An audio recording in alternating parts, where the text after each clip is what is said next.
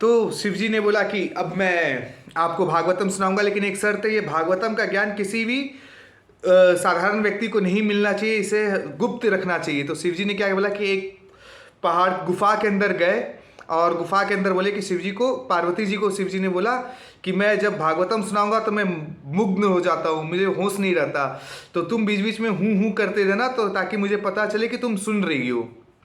तो पार्वती जी ने बोला ठीक है।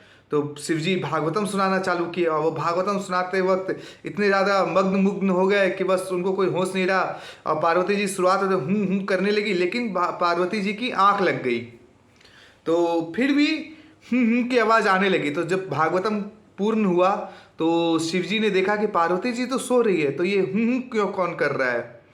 तब शिव जी ने देखा कि एक तोता है, शुक जिसको बोलते हैं, तब वो तोता कर रहा था।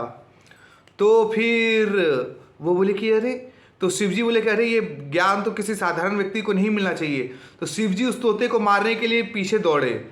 तो वो तोता अपनी जान बचा के भाग ही रहा था, तभी देखते हैं कि वो वेद व्यास मुनि की बीवी उवासी ले रही है। तो वो तोता उड़ के उनके मुख के अंदर घुस गया और उसके शरीर के अंदर घुस गया।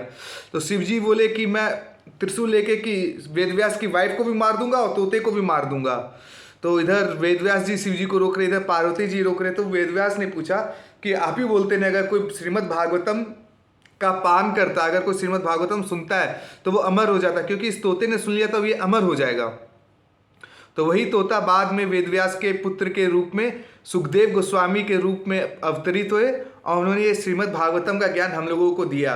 और यही श्रीमद् भागवतम आज के डेट में इस्कॉन के जो जिन्होंने स्थापना की, एसी भक्ति वेदांत स्वामी श्रील प्रभुपाद, बहुत ही ईजी और अंडरस्टैंड लैंग्वेज में इंग्लिश, हिंदी, मराठी, इंग्लिश और आज की डेट में तो देश विदेश की कई सारी भाषाओं में अनुमंत्रित है। तो जो शिव जी को बहुत अधिक प्रिय है क्या, श्रीमद् भागवतम। और शिव जी ये ज्ञान बहुत ज़्यादा अपने हृदय से लगा के रखते हैं। तो ये श्रीमद् भागवतम हम लोग को जरूर डेली ग्रहण करना चाहिए।